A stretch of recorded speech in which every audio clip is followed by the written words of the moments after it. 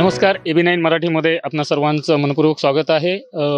उद्या 4 जूनला लोकसभा निवडणुकीचा सिंधुदुर्गात आणि संपूर्ण देशभरात निकाल जाहीर होणार आहे आणि सिंधुदुर्गातून नारायण राणे विरुद्ध विनायक राऊत हे दोघे एकमेकांच्या समोर उभे ठाकले होते. आज आपण आहोत सिंधुदुर्ग जिल्ह्यातील कांदळगावमध्ये. कांदळगाव हा नारायण राणे यांचा बालेकिल्ला समजला जातो आणि एकूणच इकडच्या वातावरणामध्ये जे काही इकडून मतदान झालेलं आहे आणि उद्या 4 जूनला त्याचा जो निकाल आहे त्यासाठी आता आपण सर्वसामान्य जनतेच्या ज्या काही रिॲक्शन आहेत त्या सर्व प्रतिक्रिया आपण इथे जाणून घेणार आहोत. सिंधुदुर्गामध्ये नारायण राणे विरुद्ध विनायक राऊत अशी लढत होती आणि 4 जूनला त्याचा रिझल्ट डिक्लेअर होणार आहे. तर त्या निकालाबद्दल तुम्ही काय सांगू शकता? निकालाबद्दल काय सांगणार? नारायण राणे नक्की येणार, निवडून येणार हमखास, प्रचंड लीड घेऊन. ठामपणे असं कशावरून सांगू शकता की राणे निवडून येणार? कारण राणेंचं 1990 पासूनचं कार्य आहे या मतदारसंघात, पुऱ्या जिल्ह्यात. आज पर्यटनावर जो जिल्हा दिसतो तो नारायण राणेंमुळे. पुऱ्या राज्यात पर्यटन जिल्हा म्हणून घोषित करण्यात आला तो नारायण राणेंमुळे. आज बेरोजगारांना रोजगार मिळाला, काही लोकांची रोजीरोटी या पर्यटनाच्या द्वारे चालली.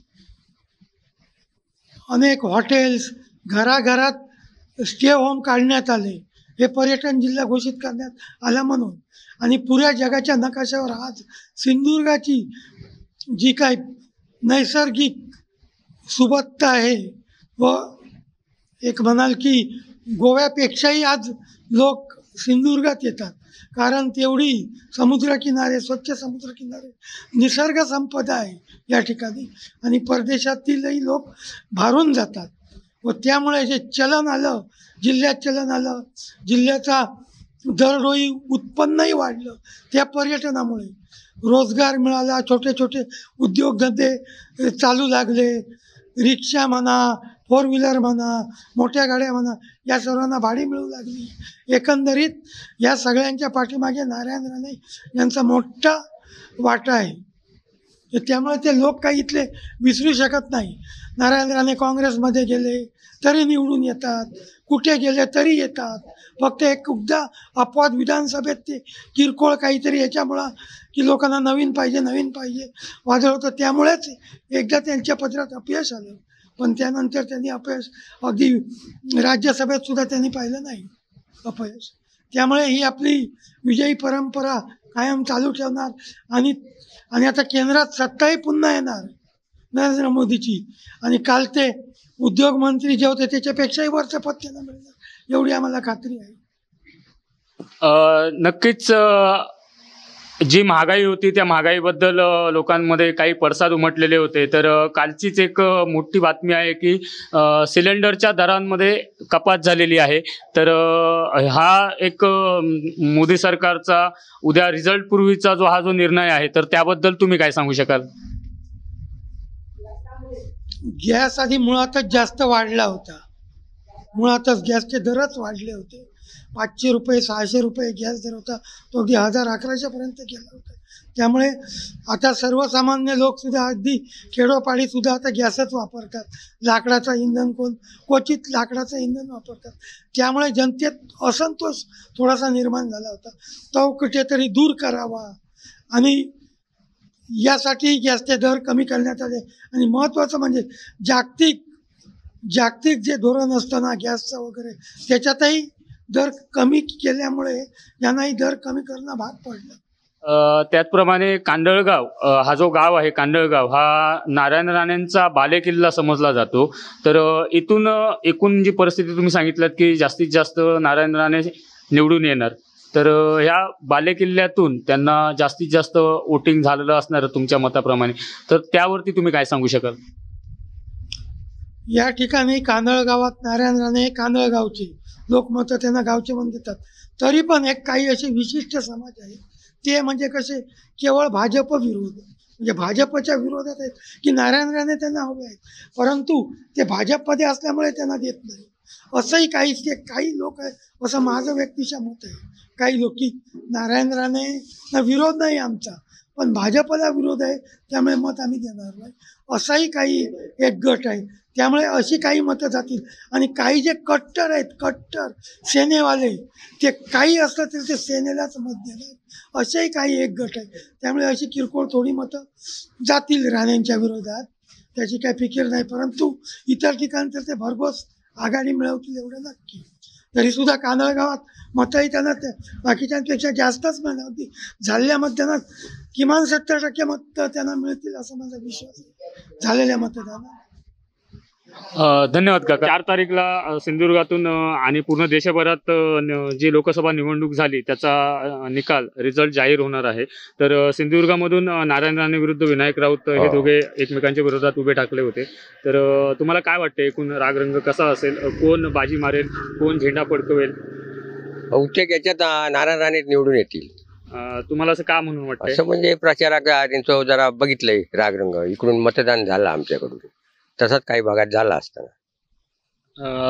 तुम्हाला जे वाटतंय की नारायण राणे इकडून निवडून येतील, तर त्यांच्या कार्यप्रणालीबद्दल तुम्ही काय सांगू शकाल? काही कार्य त्यांनी भरपूर कार्य केलं आहे. कारण पहिले जे आमदार इले निवडून ना 91 मध्ये काहीतरी होते, हो, तिथपासून त्यांनी कार्य खूप केलं आहे. त्याच्यामुळे जास्तीत जास्त ते मताधिकांनी निवडून येतील असं तुमचं इकडे मत आहे. काम आहे त्यांचं, तसं काम भरपूर केलंय, काम भरपूर त्यांनी केलं. आणि मंत्री इकडे आमदार नसताना सुद्धा ते रामेश्वर मंदिरला घडी घडी भेट देतात. 4-6 महिन्याने असतात कांदळगावला भेट, इतर कोण मंत्री येत नाही. आणि सर्वसाधारणपणे निवडून आल्याच्या नंतर तुमच्या सर्वसामान्य जनता म्हणून काय अपेक्षा असतील? ना काय राहिलेली कामं आम्ही त्यांच्याकडून करून घेऊ.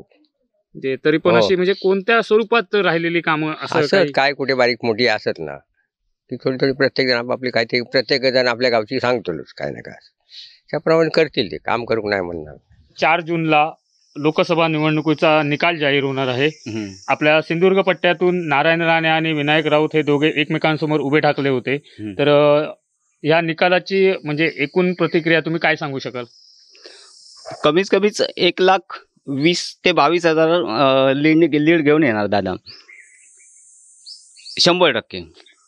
आणि त्यानंतर मला वाटतं आता उद्या ह्याची लागते डावकऱ्यांची, ती पण आम्ही 100% आम्ही पूर्ण भाजप हे करणार, सपोर्ट करणार. आता विधानसभा आहे ते बघूया नंतर कसं काय ते. नारायण राणे निवडून येतील असं तुम्ही ठामपणे सांगताय, जास्तीत जास्त लीड घेऊन ते निवडून येणार. 1,22,000 मतांनी निवडून येणार. तर त्यांच्या थोडक्यात कार्यप्रणालीबद्दल, सिंधुदुर्गातल्या कार्यप्रणालीबद्दल तुम्ही काय सांगू शकता? मी तुम्हाला सांगतो ना, 92ला मी ज्यावेळी मुंबईला गेलो त्यावेळी सिंधुदुर्ग किंवा मालवण असं म्हटलं ना की लोक हसायची. त्यानंतर दादा निवडून आले आणि दादानी पूर्ण कोकण ज्यावेळी म्हणजे ह्याचं केलं आपलं पर्यटन, त्यानंतर लोक ओळखायला लागली सिंधुदुर्ग. आणि ही लोक आता म्हणजे कोकणातली लोक तर विसरणार नाहीत ही गोष्ट कुठली, की बाबा आपण कुठेतरी नकाशावर आलो. आणि त्याचा आता विचार 4 तारखेला समजेलच. विनायक राऊतांबद्दल काय सांगू शकाल? ते साहेब कसे दिसतात हे लोकांनी जर मला सांगितलं असतं ना, तर मी एक शक्ती केंद्र प्रमुख आहे भाजपचा, म्हणजे पक्ष म्हणून बोलत नाही मी, पण वैभव नाईक किंवा विनायक राऊत ह्यांचा चेहरा जर लोकांना आठवत असेल मतदारांना, तर त्यांनी मला एक म्हणजे साधारण सांगावं त्यांच्या कुठे पुटकुळ आहेत, कुठे हे आहे, एवढं सांगावं. 4 जूनला लोकसभा निवडणुकीचा रिझल्ट लागणार आहे. तर त्या निकालाबद्दल तुम्ही काय सांगू शकता की कोणाचं पारडं जड असेल, म्हणजे कोण निवडून येऊ शकतं? आता कोणी जरी आला तर लोकांच्या ज्या गरजा आहेत तो पूर्ण केला बस झाला. बरोबर. सर्वसाधारण लोकांच्या माफक ज्या मूलभूत गरजा आहेत त्या कोणत्या असाव्यात? बरोबर. म्हणजे काय गरजा असतील लोकांच्या? आता काय पाणी वगैरे बाकीचं काय असेल ते गरजा जर तुम्ही पूर्ण केल्या ठीक आहे. उद्या 4 जूनला आपल्या लोकसभा निवडणुकीचा निकाल जाहीर होणार आहे. तर ह्या निकाला संदर्भात तुम्हाला काय वाटतं की कोणाचं पारडं जड होऊ शकतं, नारायण राणे की विनायक राऊत? माझ्या मताप्रमाणे सध्या दादांचंच पारडं जड आहे. म्हणजे मी त्या पक्षाचा आहे म्हणून सांगत नाही आहे, पण आतापर्यंत दादा आले ज्यावेळी मुख्यमंत्री झाले त्यावेळी नंतर निदान कांदळगावापुरतं बोलायचं तर कांदळगावात जी काय सुधारणा झाली त्याच्यानंतर ती दादांमुळे झाली असं माझं ठाम मत आहे. आणि मी जाहीरपणे सांगू शकतो. तसेच विनायक राऊत 10 वर्ष राज्यकारभार करतायत, काय केलं इकडे सिंधुदुर्गात किंवा आमच्याकडे कुठेच काय त्यांचं बातमी नाही कसलीच. इकडे फिरले पण नाही, त्यांचा चेहरा पण कोणत्या कोणत्या ओळखीचा नाही आहे. पण दादा हे तळागाळात जाऊन प्रत्येकाशी संभाषण करून आपल्या बाजू काय काय आहे त्या पटवून दिलेल्या आहेत दादानी. आणि माझं स्वतःचं असं मत आहे की दादा 101% येणार. नवीन सरकार निवडून आल्याच्या नंतर या नवीन सरकाराकडून सर्वसामान्यांच्या काय अपेक्षा असू शकतील? सर्वसामान्यांच्या काय, आधी आमच्या वाडीत पुढचं बोलायचं तर आमच्या वाडीत खाऱ्या पाण्याचा प्रॉब्लेम झाला आहे. विहिरी आहेत पण त्याच्यात पाणी घुसलं आहे. दादांकडे हा विषय गेलेला आहे. ते बोलले निवडणूक होऊन जाऊ दे, माझा शब्द आहे बोलले. एवढीच एक म्हणजे ह्या बाजूला एक खंत आहे. आणि काय काय लहान लहान गोष्टी आहेत. उदाहरणार्थ आमचं स्मशानभूमी ही व्हायला पाहिजे. आणि हा खारबंधारा झाला तर संपूर्ण कांदळगावात सुजलाम सुफलाम होईल. पूर्वी जसे लोक शेती करायची तसे करू शकतील. आता काय खारं पाणी असल्या कारणानं काय करू शकत नाही. हीच एक नवीन सरकारकडे माझी विनंती आहे. दादा, तुम्हाला काय वाटतंय की उद्या काय होईल नक्की? उद्या तर विजय आमचाच होणार, विनायक राऊत साहेबांचा, असं तर मला वाटतंय. सर्वसाधारणपणे सरकार जे आता नवीन सरकार जे बसणार आहे तर सर्वसामान्य जनतेच्या मार्फत म्हणजे काय अपेक्षा असतील? सर्वसामान्य जनतेसाठी कोणत्या अपेक्षा असतील तुमच्याकडून? सर्वसामान्य जनता लोकांची जी कामं आहेत ती पूर्ण व्हायला पाहिजे. आणि वाढती महागाई, बेरोजगारी ही दूर व्हायला पाहिजे. लोकसभेच्या निवडणुकीचा रिझल्ट जाहीर होणार आहे. सिंधुदुर्ग पट्ट्यातून नारायणगाणे विरुद्ध विनायक राऊत हे दोघे जण आमने सामने होते. तर उद्याच्या निर्णयाबाबत तुम्हाला काय वाटतं? उद्याचा निर्णय हा विनायक राऊत यांच्या बाजूने लागेल, 100% गॅरंटी आहे. एकूण असं तुम्हाला काय वाटतंय की विनायक राऊत यांच्या बाजूने हा निर्णय झुकेल? कारण विनायक राऊतांचा असलेला जनसंपर्क आणि त्यांची वाढती लोकप्रियता, त्याच्यामुळे विनायक राऊतांचा विजय हा निश्चितच आहे उद्या. तुम्हाला काय वाटतं या दोघांपैकी कोण बाजी मारेल, कोण निवडून येऊ शकतं? मला वाटतं विनायक राऊत येतील असा अंदाज आहे. अच्छा, अंदाज म्हणजे तुम्हाला असं वाटतंय की विनायक राऊत हे निवडून येऊ शकतात. तर विनायक राऊत तुम्ही म्हणताय की निवडून येऊ शकतात, तर त्यांच्या कार्यप्रणालीबद्दल थोडक्यात काही सांगू शकाल का? म्हणजे एकंदरीत त्यांनी केलेली कार्य सिंधुदुर्गासाठी, कोकणासाठी. त्याने काय रोड जरा बरे केलेले आहेत. आता आमचा पण करतो म्हटलं, मग बोलले, बघूया आता कधी करतात ते. निवडून आल्यावर करतील. नवीन सरकारकडून काय अपेक्षा असतील?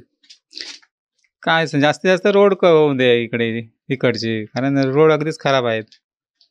तर सिंधुदुर्ग पट्ट्यातील ह्या कांदळगावमधील आपण आता या सर्व जनतेचा ज्या प्रतिक्रिया होत्या, कोण येईल, कोण गुलाल उधळेल या लोकसभा निवडणुकीचा उद्या 4 जूनला जो रिझल्ट जाहीर होणार आहे, तर त्यामध्ये आपल्याला नक्कीच कळेल. पण तत्पूर्वी आपण या लोकांच्या, जनसामान्यांच्या या प्रतिक्रिया जाणून घेतलेल्या आहेत. AB9 मराठीसाठी विशाल राणे, सिंधुदुर्ग. धन्यवाद.